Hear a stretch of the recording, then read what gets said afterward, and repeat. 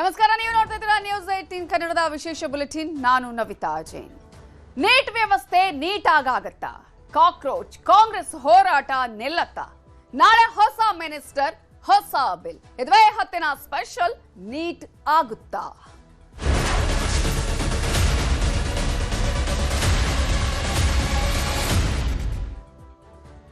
Neat ಪ್ರಶ್ನೆ ಪತ್ರಿಕೆ ಸೋರಿಕೆ ಹಗರಣಕ್ಕೆ ಸಂಬಂಧಪಟ್ಟಾಗೆ ಕಳೆದ ಹಲವು ದಿನಗಳಿಂದ ನಡೆದಂತಹ ಹೋರಾಟ ತಾರ್ಕಿಕ ಅಂತ್ಯ ಕಂಡು ಧರ್ಮೇಂದ್ರ ಪ್ರಧಾನ್ ಅವರು ರಾಜೀನಾಮೆಯನ್ನ ಕೊಟ್ಟರು. ಆ ಒಂದು ಸ್ಥಾನಕ್ಕೆ ಪ್ರಹ್ಲಾದ್ ಜೋಶಿ ಅವರನ್ನು ಕೂಡ ನೇಮಕ ಮಾಡಲಾಗಿದೆ. ಆದರೆ ಈಗ ಇರುವಂತಹ ಪ್ರಶ್ನೆ, ನಾಳೆ ಯಾವ ರೀತಿಯಾಗಿ ಸಂಸತ್ನಲ್ಲಿ ಬಿಲ್ ಮಂಡನೆ ಆಗತ್ತೆ? ಕಾಕ್ರೋಚ್ ಆಗಿರ್ಬೋದು, ಕಾಂಗ್ರೆಸ್ನ ಹೋರಾಟ ಇಲ್ಲಿಗೆ ನಿಲ್ಲತ್ತಾ ಅನ್ನುವಂತಹ ಕುತೂಹಲ ಕೂಡ ಇದೆ. ಏನು ಆಗಬಹುದು ನಾಳೆ ಅನ್ನುವ ಕಂಪ್ಲೀಟ್ ಡೀಟೇಲ್ಸ್ ಇಲ್ಲಿದೆ.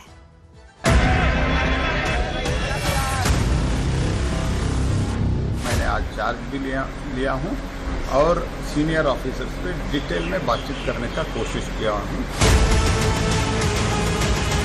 Education Minister of the HRD Minister of the country did not resign. He was made to resign.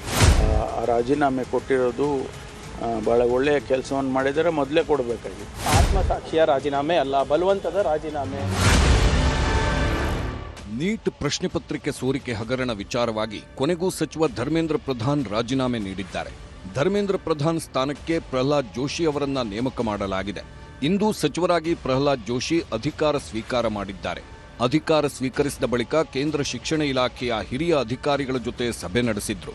ಇಲಾಖೆಯ ಕೆಲಸಗಳು, ಟೀಕೆಗಳು, ನಾಳೆ ಕೊಡಬೇಕಾದ ಉತ್ತರಗಳ ಬಗ್ಗೆ ಮಾಹಿತಿ ಪಡೆದರು. माननीय प्रधानमंत्री जी ने पूरा विश्वास रख के मुझे ये जिम्मेदारी सौंपा है. मैं आज सुबह इधर आके चार्ज लिया हूँ, कार्यभार संभाला हूँ. पूरा डिटेल्स जो भी इधर अभी हमको देखना है, निर्णय लेना है, इस सब के बारे में इंफॉर्मेशन लेने का और पूरा मिनिस्ट्री समझने का कोशिश मैंने किया हूँ. मैंने आज चार्ज भी लिया हूँ और सीनियर ऑफिसर्स पे डिटेल में बातचीत करने का कोशिश किया हूँ. ಕರ್ನಾಟಕದ ಸಂಸದ ಶಿಕ್ಷಣ ಸಚಿವ ಆಗಿದ್ದನ್ನ ರಾಜ್ಯ ನಾಯಕರು ಸ್ವಾಗತಿಸುತ್ತಾರೆ. ನೀಟ್ ವಿಚಾರವಾಗಿ ಸಿಜೆಪಿ ಹೋರಾಟಕ್ಕೆ ಬೇರೆ ಶಕ್ತಿಗಳು ಕೂಡ ಕೈಜೋಡಿಸಿದ್ವು. ರಾಜೀನಾಮೆ ಕೊಡುವಾಗ ಧರ್ಮೇಂದ್ರ ಪ್ರಧಾನ್ ಅವರೇ ಹೇಳಿದ್ದಾರೆ, ವಿದ್ಯಾರ್ಥಿಗಳನ್ನು ಬಳಸಿಕೊಂಡು ಕೆಲವರು ರಾಜಕೀಯ ಮಾಡುತ್ತಿದ್ದಾರೆ. ಪ್ರಧಾನಿ ಮೋದಿ ಈಗ ಪೇಪರ್ ಲೀಕ್ ತಡೆಗಟ್ಟಲು ಶಾಶ್ವತ ಪರಿಹಾರ ತರಲು ಹೊರಟಿದ್ದಾರೆ ಎಂದರು ಸಂಸದ ಬಿವೈ ರಾಘವೇಂದ್ರ. ಸ್ವತಃ ಗೌರವಾನ್ವಿತ ನಮ್ಮ ಕೇಂದ್ರದ ಶಿಕ್ಷಣ ಸಚಿವರಾಗಿದ್ದಂತ ಧರ್ಮೇಂದ್ರ ಪ್ರಧಾನ್ ಅವರು ರಾಜೀನಾಮೆ ಕೊಡೋ ಸಂದರ್ಭದಲ್ಲಿ ಸ್ಪಷ್ಟವಾಗಿ ಹೇಳಿದ್ದಾರೆ, ಈಗಿನ ಯುವಕರಿಗೆ ವಿದ್ಯಾರ್ಥಿನಿ ನ್ಯಾಯ ಸಿಗಬೇಕು. ಹಾಗಾಗಿ ಮಕ್ಕಳನ್ನು ಉಪಯೋಗಿಸಿಕೊಂಡು ರಾಜಕಾರಣ ಮಾಡುವಂತ ಒಂದು ತಂಡ ನಮ್ಮ ದೇಶದಲ್ಲಿ ಇವತ್ತಿದೆ. ಅವರಿಗೆ ಆ ಮಕ್ಕಳು ಆಗಬಾರ್ದು ಅಂತೇಳಿ ನಾನು ರಾಜೀನಾಮೆಯನ್ನು ಕೊಡ್ತಾ ಇದ್ದೀನಿ ಅಂತ ನಿನ್ನೆ ರಾಜೀನಾಮೆಯನ್ನು ಕೂಡ ಕೊಟ್ಟಿದ್ದಾರೆ. ಗೌರವಾನ್ವಿತ ಧರ್ಮೇಂದ್ರ ಪ್ರಧಾನ್ ರವರು ಮಾಜಿ ಸಚಿವರು ಏನಿದ್ದಾರೆ, ಉನ್ನತ ಶಿಕ್ಷಣ ಸಚಿವರು, ಏನು ನೀಟ್ ವಿಚಾರವನ್ನು ತೆಗೆದುಕೊಂಡು ದೇಶದಲ್ಲಿ ಒಂದು ಅರಾಜಕತೆ ಸೃಷ್ಟಿ ಮಾಡೋದಕ್ಕೆ ಕೆಲವು ಪಟಭದ್ರ ಶಕ್ತಿಗಳು ಏನು ಹುನ್ನಾರವನ್ನು ನಡೆಸಿದ್ರು, ಅದಕ್ಕೆ ಇತಿಶ್ರೀ ಹಾಡಬೇಕು, ಅದಕ್ಕೆ ಅವಕಾಶನ ಕೊಡಬಾರ್ದು, ಮತ್ತೆ ಪಾರದರ್ಶಕವಾಗಿ ತನಿಖೆ ಆಗಬೇಕು. ಏನು ಪ್ರಧಾನಮಂತ್ರಿಗಳ ಇಚ್ಛೆ ಇದೆ, ತನಿಖೆ ಆಗಬೇಕು. ಎಲ್ಲ ವಿಚಾರವನ್ನು ಕಣ್ಮುಂದೆ ಇಟ್ಕೊಂಡು ಧರ್ಮೇಂದ್ರ ಪ್ರಧಾನ್ ಅವರು ರಾಜೀನಾಮೆ ಕೊಟ್ಟಿದ್ದಾರೆ. ಧರ್ಮೇಂದ್ರ ಪ್ರಧಾನ್ ರಾಜೀನಾಮೆ ಬಗ್ಗೆ ರಾಜ್ಯ ಕಾಂಗ್ರೆಸ್ ನಾಯಕರು ರಿಯಾಕ್ಟ್ ಮಾಡಿದ್ರು. ಕೇಂದ್ರ ಸರ್ಕಾರವನ್ನ ಜೆನ್ಜಿ ಬಡಿದೆಬ್ಬಿಸಿದೆ ಎಂದ್ರು. ಈಗಲಾದರೂ ಪ್ರಧಾನಿ ಮೋದಿ ಅಹಂಕಾರ ಬಿಟ್ಟು ಮಕ್ಕಳ ಭವಿಷ್ಯದ ಬಗ್ಗೆ ಚಿಂತಿಸಲಿ ಎಂಬ ಸಲಹೆ ಕೊಟ್ಟರು. The Education Minister of the HRD Minister of the country did not resign. He was made to resign. It is not any political party or a government wish. It was the wish of the students of this country, the youth of the country, and 130 crore people of this country, that we had to protect the future. The future stands with all the youth and the students. ಈಗ ಯುವಕರು, ಇವತ್ತೊಂದು ದಿವಸ ವಿದ್ಯಾರ್ಥಿಗಳು ನಾವು ಬಹಳ ದೊಡ್ಡ ಹೋರಾಟ ಮಾಡಿದ್ಮೇಲೆ ಇವತ್ತು ಎಚ್ಚೆತ್ಕೊಂಡು ತಡವಾಗಿ ಕುಂಭಕರ್ಣದ ನಿದ್ರೆಯಿಂದ ಎಚ್ಕೊಂಡು ಈಗ ಇದನ್ನ ಅನಿವಾರ್ಯವಾಗಿ ಮಾಡಿದ್ದಾರೆ. ಯಾಕಂದ್ರೆ ಗೊತ್ತಾಯ್ತು ಅವ್ರಿಗೆ ಇನ್ನು ಮುಂದೆ ಇಟ್ಸ್ ಟೂ ಲೇಟ್. ಇದು ಮೋದಿ ಯುಗ ಅಂತ್ಯಗೊಳ್ಳಕ್ಕೆ ಪ್ರಾರಂಭ ಆಗಿದೆ. ಮೊದಲೇ ಕೊಟ್ಟಿದ್ರೆ ಆ 23 ಜನರು ಏನು ಸತ್ತಿದ್ದಾರೆ ಯುವಕರು, ಅವರ ಪ್ರಾಣಗಳು ಉಳಿತಾ ಇತ್ತು. ಅದರಿಂದ ಆ 23 ಜನರ ಏನು ಸಾವಾಗಿದೆ ಅದಕ್ಕೂ ಕೂಡ ಅವರುಗಳೇ ಕಾರಣಕರ್ತರಾಗ್ತಾರೆ. ಹಾಗಾಗಿ ಇವತ್ತು ಅವರು ರಾಜೀನಾಮೆ ಕೊಟ್ಟಿರೋದು ಒಳ್ಳೆಯ ಬೆಳವಣಿಗೆ. ನಮ್ಮ ಭಾರತ ದೇಶ ಯಾವಾಗ ಹಾಳಾಗುತ್ತೆ ಅಂದ್ರೆ ಒಡೆದಾಗ ಮಾತ್ರ ಬೇರೆಯವ್ರು ಬಂದು ಮುಸ್ಕೊಳ್ತಾರೆ. ಅದನ್ನ ಬಿಜೆಪಿಯವರು ಮಾಡಿದ್ದಾರೆ, ಬ್ರಿಟಿಷ್ ಅವರಿಂದ ಇವರು ಕಲ್ತಿದ್ದಾರೆ. ಇವತ್ತು ಅದನ್ನ ಇವರು ಕೊಬ್ಬನ್ನ ಇಳಿಸಿದ್ದಾರೆ. ಧರ್ಮೇಂದ್ರ ಪ್ರಧಾನ್ ಅವರನ್ನ ಬದಲಾವಣೆ ಮಾಡಿ ಇವಾಗ ಜೋಶಿ ಅವ್ರಿಗೆ ಕೊಟ್ಟಿದ್ದಾರೆ. ಅದನ್ನ ಮತ್ತೆ ಅವ್ರು ಕೆಟ್ಟ ಚಾಳಿ ತರಬಾರದು. ಅವ್ರು ಏನು ಈ ರಾಜ್ಯದ ಮಕ್ಕಳಿಗೆ ಬೇಕಾಗ್ತದೆ ಅದನ್ನು ಕೊಡಬೇಕಾಗ್ತದೆ. ಇಲ್ಲ ಅಂದ್ರೆ ಮಕ್ಕಳು ಆಮೇಲೆ ಈ ತರ ಹೋರಾಟಗಳಲ್ಲಿ ವಿರೋಧ ಪಕ್ಷದ ಜೊತೆಗೆ ಇಂಥವ್ರು ಸೇರ್ಬೇಕಾಗುತ್ತೆ. ಇನ್ನು ನಾಳೆಯಿಂದ ಸಂಸತ್ನ ಉಭಯ ಸದನಗಳ ಕಲಾಪ ಮತ್ತೆ ಶುರುವಾಗಲಿದೆ. ಕಳೆದ ವಾರ ಪೂರ್ತಿ ನೀಟ್ ವಿಚಾರದ ಗಲಾಟೆಗಳಿಂದಾಗಿ ಮುಂದೂಡಿದ್ದ ಕಲಾಪಗಳು ನಾಳೆಯಿಂದ ಶುರುವಾಗಲಿದೆ. ನೀಟ್ ಸರಿಪಡಿಸುವ ಸಲುವಾಗಿ ಹೊಸ ಬಿಲ್ ರಚನೆಯಾಗ್ತಿದ್ದು ಸಂಸತ್ನ ಕಲಾಪಗಳಲ್ಲಿ ಮಂಡನೆಯಾಗಲಿದೆ. ನಾಳೆಯೇ ಅಂಗೀಕಾರ ಮಾಡುವ ಮೂಲಕ ತನಿಖೆ ಶೀಘ್ರಗೊಳಿಸಲು ಮುಂದಾಗಿದೆ. ಸಾರ್ವಜನಿಕ ಪರೀಕ್ಷೆಗಳ ಕಾಯ್ದೆ 2024ಕ್ಕೆ ತಿದ್ದುಪಡಿ ಮಾಡಿ ಹೊಸ ವಿಧೇಯಕ ಮಂಡನೆಯಾಗಲಿದೆ. ನೀಟ್ ಅಕ್ರಮದ ವಿಚಾರಣೆ ಪೂರ್ಣಗೊಳಿಸಲು 3 ತಿಂಗಳ ಗಡುವು ನೀಡಲಾಗುವುದು. ಕೋರ್ಟ್ ಪ್ರಕ್ರಿಯೆಗೆ ಕಾನೂನು ಬಲ ನೀಡಲಾಗುವುದು. ಜಾಮೀನು ರಹಿತ ಅಪರಾಧ ಎಂದು ಪರಿಗಣಿಸಿ ಅಪರಾಧಿಗೆ 10 ವರ್ಷ ಜೈಲು ಶಿಕ್ಷೆ ಹಾಗೂ 10 ಕೋಟಿ ದಂಡ ವಿಧಿಸುವ ಕಾನೂನು ರಚನೆಯಾಗಲಿದೆ. ಇನ್ನು ನಾಳೆಯಿಂದ ಅಸಲಿ ಹೋರಾಟ ಶುರುವಾಗ್ತಿದೆ. ರಾಜಕೀಯ ಸಂಗ್ರಾಮಕ್ಕೆ ಸಂಸತ್ ಅಧಿವೇಶನವೇ ವೇದಿಕೆಯಾಗ್ತಿದೆ. ಪ್ರತಿಪಕ್ಷ ನಾಯಕ ರಾಹುಲ್ ಗಾಂಧಿ ವಿದ್ಯಾರ್ಥಿಗಳ ಮೇಲೆ ನಡೆದಿದ್ದ ಪೆಲೆಟ್ ಗನ್ ದಾಳಿಯನ್ನ ಅಸ್ತ್ರ ಮಾಡಿಕೊಂಡಿದ್ದಾರೆ. ಪೆಲೆಟ್ ಗನ್ ದಾಳಿಗೆ ಒಳಗಾಗಿದ್ದ ವಿದ್ಯಾರ್ಥಿಯನ್ನ ಪಕ್ಕದಲ್ಲೇ ನಿಲ್ಲಿಸಿಕೊಂಡು ಗಾಯಗಳನ್ನ ತೋರಿಸ್ತಾ ರಾಹುಲ್ ಗಾಂಧಿ ನಿನ್ನೆ ವಾಗ್ದಾಳಿ ಮಾಡಿದ್ರು. ನಾಳೆ ಇದೇ ಪೆಲೆಟ್ ಗನ್ ಬಳಸಿದ್ದನ್ನೇ ಸಂಸತ್ನಲ್ಲಿ ಪ್ರಶ್ನಿಸಲು ರಾಹುಲ್ ಗಾಂಧಿ ರೆಡಿಯಾಗಿದ್ದಾರೆ. ಪೊಲೀಸರೇ ಹಿಂಸಾಚಾರ ನಡೆಸಿದ್ದು, ಅದಕ್ಕೆ ಅನುಮತಿ ಕೊಟ್ಟಿದ್ದು ಯಾರು? ಇದಕ್ಕೆ ಕೇಂದ್ರ ಗೃಹ ಸಚಿವ ಅಮಿತ್ ಶಾ ಅವರು ಉತ್ತರ ಕೊಡಬೇಕು ಅಂತ ಸಂಸತ್ನಲ್ಲಿ ಸಂಗ್ರಾಮ ಶುರು ಮಾಡಲು ಸಜ್ಜಾಗಿದ್ದಾರೆ. ಜೊತೆಗೆ ಹೋರಾಟ ಇನ್ನೂ ನಿಂತಿಲ್ಲ, ನಡೆಯುತ್ತಿದೆ ಅಂತಾನೂ ಕಾಂಗ್ರೆಸ್ ಪಕ್ಷ ಖಾತೆಯಲ್ಲಿ ಪೋಸ್ಟ್ ಹಾಕಿದೆ. ಇವತ್ತು ಅಮಿತ್ ಶಾ ಅವರಿಗೂ ರಾಹುಲ್ ಗಾಂಧಿ ಪತ್ರ ಬರೆದು ಸ್ಪಷ್ಟನೆ ಕೊಡಿ ಅಂತ ಕೇಳಿದ್ದಾರೆ. ಆತ್ಮೀಯ ಶ್ರೀ ಅಮಿತ್ ಶಾ ಅವರೇ, ಜುಲೈ 20, 2026ರಂದು ದೆಹಲಿಯಲ್ಲಿ ಶಾಂತಿಯುತವಾಗಿ ಪ್ರತಿಭಟನೆ ನಡೆಸುತ್ತಿದ್ದ ವಿದ್ಯಾರ್ಥಿಗಳ ಮೇಲೆ ನಡೆದ ಅಮಾನುಷ ಹಲ್ಲೆಗೆ ಹೊಣೆಯಾರು ಎಂದು ತಿಳಿಯಲು ನಾನು ಈ ಪತ್ರ ಬರೆಯುತ್ತಿದ್ದೇನೆ. ನಮ್ಮ ವಿದ್ಯಾರ್ಥಿಗಳು ನ್ಯಾಯಯುತ ಮತ್ತು ಜವಾಬ್ದಾರಿಯುತ ಶಿಕ್ಷಣ ವ್ಯವಸ್ಥೆಯನ್ನು ಒತ್ತಾಯಿಸುತ್ತಿದ್ದರು. ಅವರ ಮಾತು ಕೇಳುವ ಬದಲು ಭದ್ರತಾ ಪಡೆಗಳು ಮಾರಕ ಆಯುಧಗಳು ಮತ್ತು ಅಶ್ರುವಾಯು ಬಳಸಿದ್ರು. ವಿವೇಚನಾರಹಿತ ಬಲಪ್ರಯೋಗದಿಂದ ಅವರ ಮೇಲೆ ಹಲ್ಲೆ ನಡೆಸಿದ್ರು. 100 ಜನರು ಗಂಭೀರ ಗಾಯಗಳನ್ನು ಅನುಭವಿಸಿದ್ದಾರೆ. ಪೊಲೀಸರು ಮಹಿಳಾ ವಿದ್ಯಾರ್ಥಿಗಳ ಮೇಲೆ ಹಲ್ಲೆ ನಡೆಸಿದ್ದಾರೆ. ಅವರ ಖಾಸಗಿ ಭಾಗಗಳನ್ನು ಉದ್ದೇಶಪೂರ್ವಕವಾಗಿ ಗುರಿಯಾಗಿಸಿಕೊಂಡು ಹಲ್ಲೆ ನಡೆಸಿದ್ದಾರೆ. ಅತ್ಯಂತ ಆಘಾತಕಾರಿ ಸಂಗತಿಯೆಂದರೆ ಮಾರಕ ಪೆಲೆಟ್ ಗನ್ ಬಳಕೆಯಾಗಿದೆ. ಪತ್ರಕರ್ತರು ಸೇರಿದಂತೆ ಹಲವರು ಗಂಭೀರ ಗಾಯಗಳನ್ನು ಅನುಭವಿಸಿದವರ ಬಗ್ಗೆ ಸ್ಪಷ್ಟವಾಗಿ ವರದಿಗಳಾಗಿವೆ. ನಾನು 19 ವರ್ಷದ ವಿದ್ಯಾರ್ಥಿ ಸಾಹಿಲ್ ಲೋಚಬ್ ಅವರನ್ನ ಭೇಟಿಯಾದೆ. ಅವರು ಪೆಲೆಟ್ ಗನ್ನಿಂದ ಗುಂಡೇಟು ಬಿದ್ದು ಕಣ್ಣು ಕಳೆದುಕೊಳ್ಳುವ ಸಾಧ್ಯತೆ ಇದೆ. ದೆಹಲಿಯಲ್ಲಿ ನಿಯೋಜಿಸಲಾದ ಭದ್ರತಾ ಪಡೆಗಳು ಅಂತಿಮವಾಗಿ ನಿಮಗೆ ಉತ್ತರಿಸುತ್ತವೆ ಅಲ್ಲವೇ? ಹಾಗಾಗಿ ನಾನು ಕೇಳುತ್ತಿದ್ದೇನೆ, 1.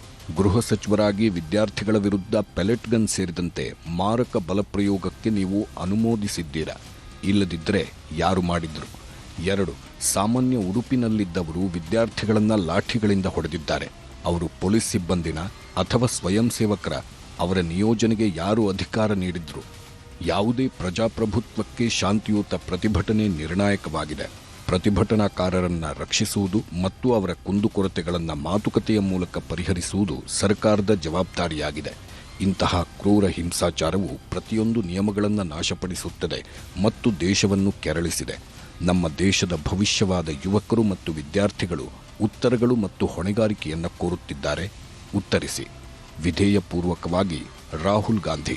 ನೋಡಿ ಇವರೇ, ಧರ್ಮೇಂದ್ರ ಪ್ರಧಾನ್ ಅವರ ರಾಜೀನಾಮೆ ಆತ್ಮಸಾಕ್ಷಿಯ ರಾಜೀನಾಮೆ ಅಲ್ಲ, ಬಲವಂತದ ರಾಜೀನಾಮೆ. ನಿನ್ನೆ ಅವ್ರ ಲೆಟರ್ಸ್ ಭಾಳ ಸ್ಪಷ್ಟವಾಗಿ ಓದಿ ಹೇಳಿದ್ದೀನಿ ನಿಮಗೆ.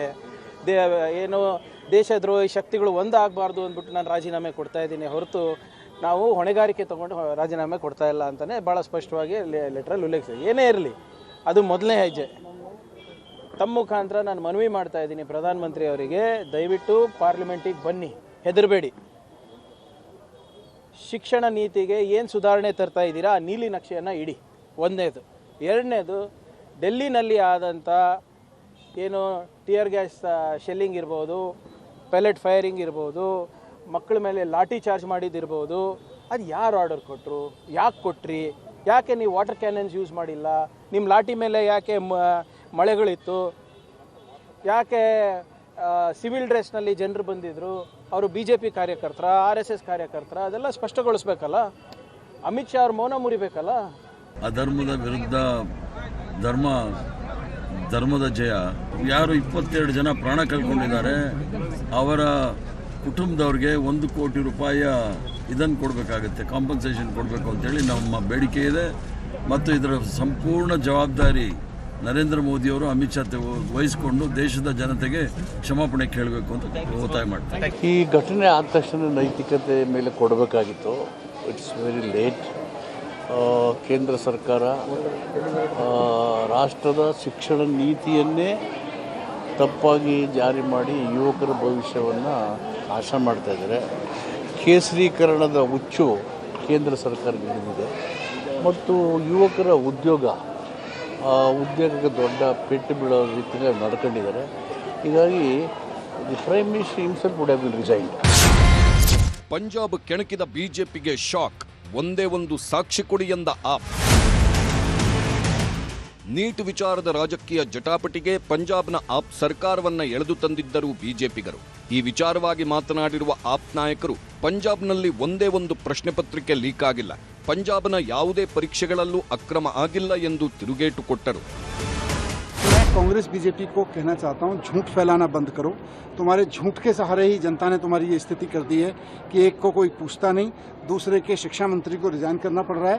केवल और केवल झूठ फैलाते हैं, केवल और केवल जुमले फैलाते हैं. मुझे दुख होता है देख के कि ये कभी सच भी बोल लिया करें.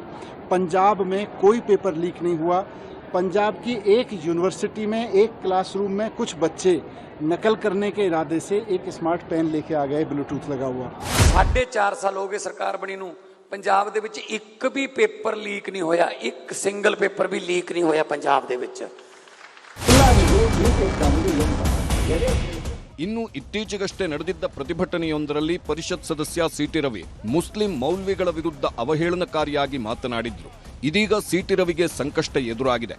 ಜಾಮಿಯಾ ಕಮಿಟಿ ಅಧ್ಯಕ್ಷ ಮುದಾಸಿರ್ ಪಾಷಾ ನೀಡಿದ್ದ ದೂರಿನ ಮೇರೆಗೆ ಸಿಟಿ ರವಿ ವಿರುದ್ಧ ಎಫ್ಐಆರ್ ದಾಖಲಾಗಿದೆ. ಇನ್ನು ಬಸವನಹಳ್ಳಿಯಲ್ಲಿರುವ ಸಿಟಿ ರವಿ ನಿವಾಸಕ್ಕೆ ಪೊಲೀಸರು ನೋಟಿಸ್ ಹಿಡಿದುಕೊಂಡು ಬಂದಿದ್ರು. ಈ ವೇಳೆ ಹೈಡ್ರಾಮಾವೇ ನಡೆದಿದೆ. ನೋಟಿಸ್ ಪಡೆಯಲು ಸಿಟಿ ರವಿ ನಿರಾಕರಿಸಿದ್ದಾರೆ.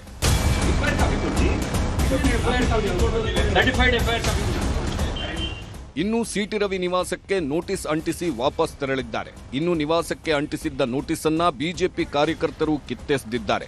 ಆ ಬಳಿಕ ಕಾಂಗ್ರೆಸ್ ಸರ್ಕಾರದ ವಿರುದ್ಧ ಬಿಜೆಪಿ ಕಾರ್ಯಕರ್ತರು ಪ್ರತಿಭಟನೆ ಮಾಡಿ ಕಿಡಿಕಾರಿದ್ರು. ಮೌಲ್ವಿಗಳ ಬಗ್ಗೆ ಸಿಟಿ ರವಿ ಹೇಳಿಕೆಯನ್ನ ಸಮರ್ಥಿಸಿಕೊಂಡಿದ್ದಾರೆ. ಪೆಟ್ರೋಲ್ ಟ್ಯಾಂಕರ್ಗೆ ಕಡ್ಡಿಗೀರಲು ಹೋದ ಮುಲ್ಲಾ ಬಗ್ಗೆ ನಾನು ಮಾತನಾಡಿದ್ದೇನೆ, ಮುಸ್ಲಿಮರ ಬಗ್ಗೆ ನಾನೇನೂ ಮಾತನಾಡಿಲ್ಲ ಎಂದು ಬಿಹಾರದ ವಿಡಿಯೋವೊಂದನ್ನು ತೋರಿಸಿದ್ರು. ಈ ಮುಲ್ಲಾ ಜೀಪಿನ ಪೆಟ್ರೋಲ್ ಟ್ಯಾಂಕಿಗೆ ಕಡ್ಡಿಗೀರಿ ಬೆಂಕಿ ಹಾಕ್ಲಿಕ್ಕೆ ಹೋಗ್ತಾ ಇದ್ದಾನೆ. ಈ ಮುಲ್ಲಾನ್ ಬಗ್ಗೆನೇ ನಾನು ಹೇಳಿದ್ದು. ಇಲ್ಲೆಲ್ಲೂ ನಾನು ಮುಸ್ಲಿಮರು ಅಂತ ಹೇಳಿಲ್ಲ, ಮುಲ್ಲಾನ್ ಬಗ್ಗೆ ಮಾತಾಡಿದ್ದೀನಿ. ಯಾವ ಮುಲ್ಲಾನ್ ಬಗ್ಗೆ ಮಾತಾಡಿದ್ದೀನಿ ಅಂದ್ರೆ, ಈ ಪೆಟ್ರೋಲ್ ಟ್ಯಾಂಕರಿಗೆ ಬೆಂಕಿ ಹಾಕ್ಲಿಕ್ಕೆ ಹೋಗಿ ಕಡ್ಡಿಗಿರ್ತಿರುವಂತ ಮುಲ್ಲಾನ್ ಬಗ್ಗೆ ಮಾತಾಡಿದ್ದೀನಿ. ಈ ಮುಲ್ಲಾನ ಬಗ್ಗೆ ಮಾತಾಡೋದು ಅಪರಾಧ ಆಗತ್ತಾ? ಎಲ್ಲದರ ಮಧ್ಯೆಯೇ ಮಹಾರಾಷ್ಟ್ರದ ಛತ್ರಪತಿ ಸಂಭಾಜಿನಗರದಲ್ಲಿರುವ ಕಾಕ್ರೋಚ್ ಪಾರ್ಟಿ ಅಧ್ಯಕ್ಷ ಅಭಿಜಿತ್ ದೀಪ್ಗೆ ಮನೆಗೆ ಮಹಾರಾಷ್ಟ್ರ ಸಚಿವ ಭೇಟಿ ನೀಡಿದ್ದರು. ಅಭಿಜಿತ್ ತಂದೆ ತಾಯಿ ಜೊತೆ ಮಾತನಾಡಿ ಧೈರ್ಯ ತುಂಬಿದ್ರು. ಮತ್ತೊಂದು ಕಡೆ ಚೆನ್ನೈನಲ್ಲಿ ಕೇಂದ್ರ ಸರ್ಕಾರದ ವಿರುದ್ಧ ಹೋರಾಟ ಜೋರಾಗಿತ್ತು. ಎಐಎಸ್ಎಫ್ ಹಾಗೂ ಎಐವೈಎಫ್ ಕಾರ್ಯಕರ್ತರು ಭಾರೀ ಪ್ರತಿಭಟನೆ ನಡೆಸಿದ್ರು. Bureau report, news 18. ಒಂದ್ ಕಡೆ ಶಿಕ್ಷಣ ಸಚಿವರ ರಾಜೀನಾಮೆ ಆದ ಬಳಿಕ ಹೊಸ ಸಚಿವರ ನೇಮಕ ಆಗಿದೆ. ಇಂತಹ ಸಂದರ್ಭದಲ್ಲಿ ಪ್ರಧಾನಿ ನರೇಂದ್ರ ಮೋದಿ 3ನೇ ವಿಡಿಯೋವನ್ನ ಮಾಡಿ ವಿದ್ಯಾರ್ಥಿಗಳ ಹಿತರಕ್ಷಣೆಯ ಬಗ್ಗೆ ಮಾಹಿತಿಯನ್ನ ಕೊಟ್ಟಿದ್ದಾರೆ. ವಿದ್ಯಾರ್ಥಿಗಳ ಭವಿಷ್ಯದೊಂದಿಗೆ ಆಟ ಆಡಿದವರ ವಿರುದ್ಧ ಕಠಿಣ ಕಾನೂನು ಕ್ರಮವನ್ನ ಕೈಗೊಳ್ತೇವೆ, ಫಾಸ್ಟ್ ಟ್ರ್ಯಾಕ್ ಕೋರ್ಟ್ ರಚನೆ ಮಾಡ್ತೇವೆ ಅನ್ನುವಂತಹ ವಿಚಾರವನ್ನ ಕೂಡ ಹೇಳಿದ್ದಾರೆ. ಏನ್ ಮಾತಾಡಿದ್ದಾರೆ ನೋಡಿ. विद्यार्थियों के भविष्य के लिए भारत सरकार लगातार अनेकविध कदम उठा रही है. जिन लोगों ने विद्यार्थियों के भविष्य के साथ खिलवाड़ किया, वे जेलों में सड़ रहे हैं। हमने फास्ट ट्रैक कोर्ट बना चुके हैं। हम कल पार्लियामेंट के अंदर भी कठोर कानूनों के प्रावधान के साथ नया कानून बनाने की दिशा में भी आगे बढ़ रहे हैं। लेकिन हमें भविष्य के लिए सोचना है। हमारी परीक्षा पद्धति विश्वस्त हो, हमारी परीक्षा पद्धति ट्रांसपेरेंट हो, हमारी परीक्षा पद्धति में सबसे ज्यादा अब टेक्नोलॉजी का उपयोग हो। इन सारी बातों को ध्यान में रखते हुए विश्व प्रसिद्ध टेक्नोलॉजी एक्सपर्ट श्रीमान नंदन नीलेकनी जी के नेतृत्व में एक हाई पावर टास्क फोर्स बनाने का निर्णय किया है, जो एग्जामिनेशन रिफॉर्म की तरफ फोकस करेगा और जल्द से जल्द आने वाली परीक्षाओं की विश्वसनीयता को सुनिश्चित करने का काम इसके रिपोर्ट के आधार पर कर दिया जाएगा। बहुत